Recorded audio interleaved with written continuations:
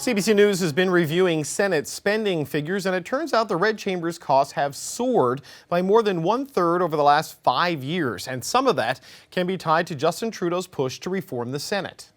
The CBC's John Paul Tasker has more on this exclusive story, and he's here in the studio. JP, thanks for your time. So let's start with the dollars. How much of an increase has there been in real dollars, and where is it going?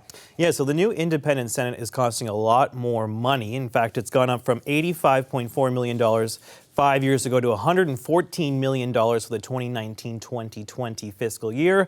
You're quite right, though. Let's adjust for inflation. That works out to about $90 million in 2019 dollars. So we're seeing about a $24 million increase over the last 5 years to operate the Red Chamber. I should point out that number also reflects the increases in vacancies. There was a lot of vacancies in that year, but we have factored that out because there's roughly the same number of vacancies now as there was in our baseline number. So all told, the place is costing a lot more money to taxpayers. Part of that comes from Justin Trudeau's push for a more independent Senate because there has been a proliferation in caucuses. Of course, before these reforms, there was just the Liberals and the Conservatives. Now there are 5 caucuses and groups, and they each have access to funds for staff and research. And there you can see on the bar graph there are additions of 2 groups in that picture, 2 groups that didn't exist before 2015, which has driven up the cost by at least $3 million more a year to fund those staff and research initiatives that are going on in the Red Chamber. But it's not just the caucuses and groups that have driven up the cost of the place. The Senate bureaucracy has been spending a lot. I think we have a graph to show you just how much. Senate office budgets have gone up on travel and living expenses by $7.7 million in the last 4 years. The administration has expanded, as I mentioned. They've hired 60 new full-time employees in the last 2 years alone. That's added $4.3 million to the cost of administration.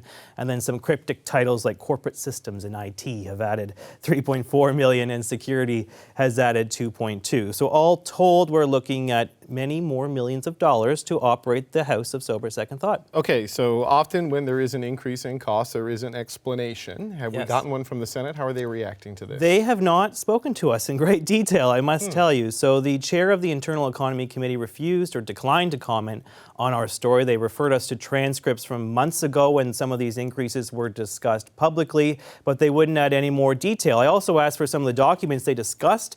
They talked about at that committee meeting, but they said even though they were talking about them at a televised meeting, those documents are not public. They would only give us some of the larger numbers that we've mentioned here today. We have no level of specificity as to what the Senate's actually spending this money on. Denise Batters, the Conservative senator from Saskatchewan, did speak to us. She says the independent senators group, these new people, most of them appointed by the current Prime Minister, are just not taking care of public funds. They're just not carefully taking care of public money. They're not keeping a watchful eye on Senate administration as it quickly expands. And the independent senators group, they also declined to comment. Even when I put some of those comments from Denise Batters to them last night, they did not want to go on the record to comment on just how much the Senate expenses have gone up in recent years. Okay, JP, thanks so much. This is CBC's John Paul Tasker.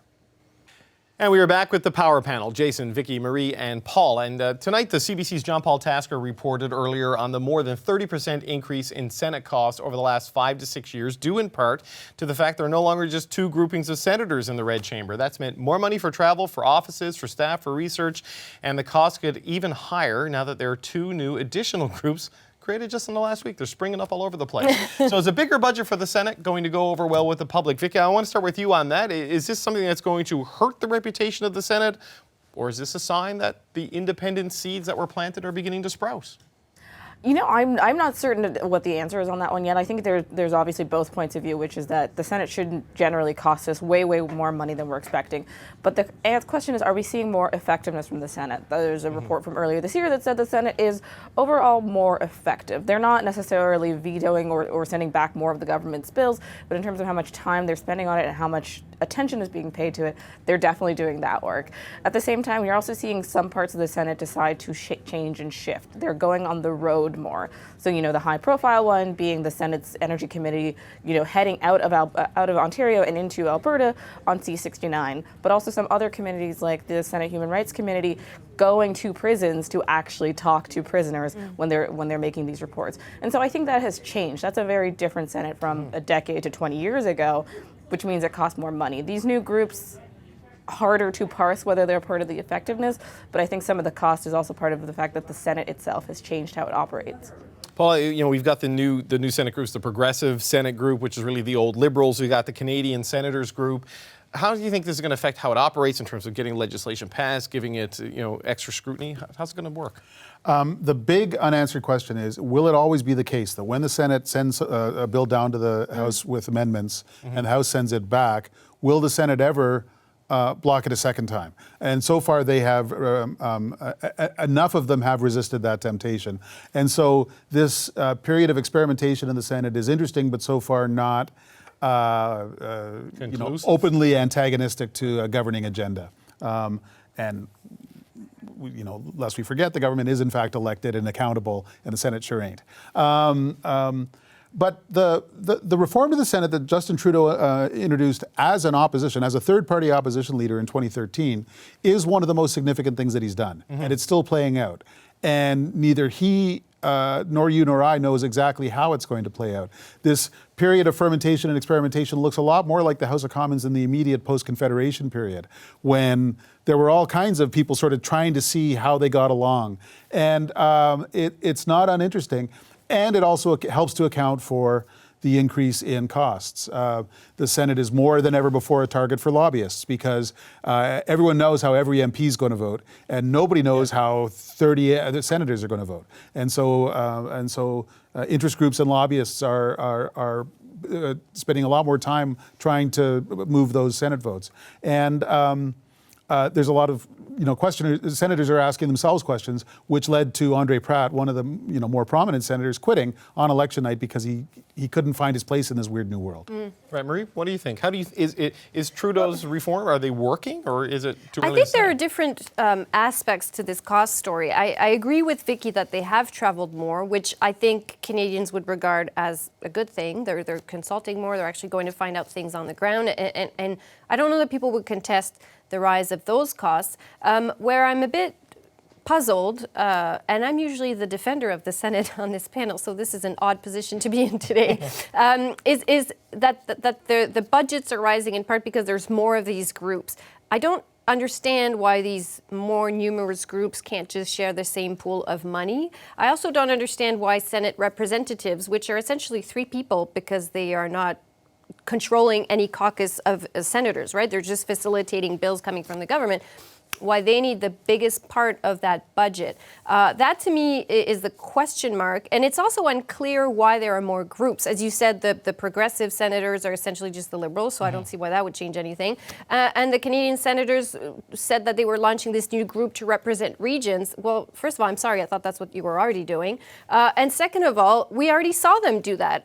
On Bill C-69, the environmental valuation reform, you saw senators from Alberta voting differently from their co-independent senators, right, because they had preoccupations for this bill, relaying the preoccupations of the province. I think when you're creating new groups without really showing why you need to, and you're making the budget bump up because of that, that maybe becomes harder to explain. Jason, a lot of people call the Senate a waste of money, an anachronism, an outdated institution. How do you think it's going to play with the public when they see that the costs are going up over time and may continue to rise?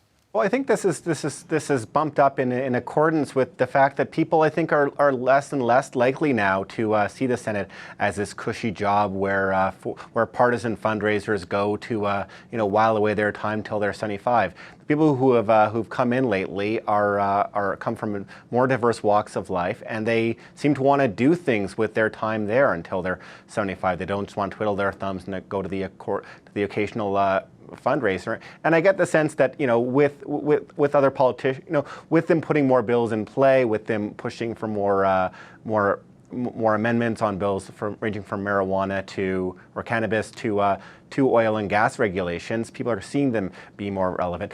Let's put this in perspective.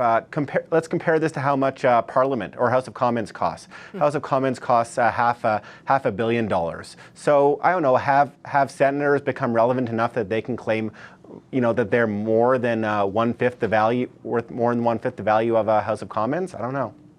Vicky, quick final thought on that. Do you think a senator's worth 1/5 of an MP? Or the group of them are worth a fifth of the MPs?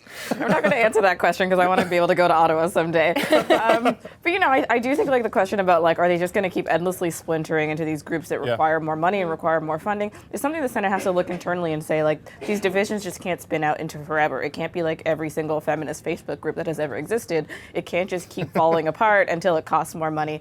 It has to also serve some purpose and be incredibly effective in order to justify that money. Okay, that may be the first time in history an upper chamber was compared to a feminist Facebook group. I like Vicky, it. I think that's a good way to end it. All right, thanks very much to the Power Panel, Marie Vestel, Paul Wells, Vicky Machama, and Jason Markosoff. Hi, I'm Vashi Capellos, host of Power in Politics. See more of our show by subscribing to the CBC News channel or click the link for another video.